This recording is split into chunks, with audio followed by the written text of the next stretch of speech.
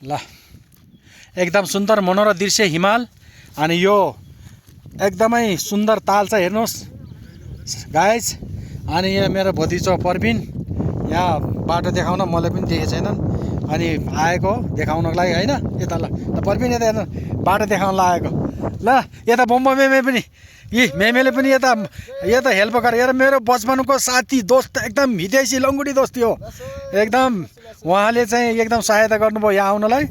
एकदमै सुन्दर दृश्य हेर्नुहोस् आराचेभित्र एकदमै राम्रो यो ताल छ निकुञ्ज एकदम राष्ट्रिय निकुञ्ज एकदमै यो सुन्दर दृश्य छ। अनि तालहरू काठमाडौँबाट बाइकमा 15 मिनटमा हिँडेर पाइता लगायो भने लगभग 1 घन्टामा यति टाढा छैन नजिक छ। एकदम सुन्दर दृश्य धेरै मानिसहरू आएर यस ठाउँलाई अवलोकन गरेर गइसके।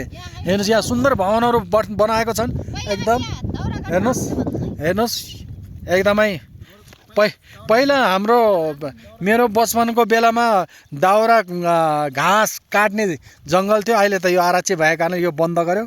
अहिले यसलाई पुरा बन्द गरेर ड्याम एकदम गहिरो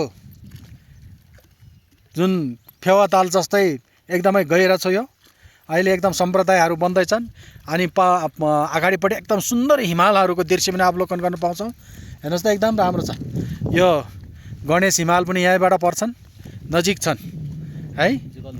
अनि जुगोल हिमाल ग्याल्बो लक्पा दोर्जे हिमाल रे हेर्नुहोस् यो नाउ एकदम हेर्नुहोस्। यहाँ अगाडिपट्टि एकदम सुन्दर रेस्टुरेन्टहरू तयारी गर्दैछन्।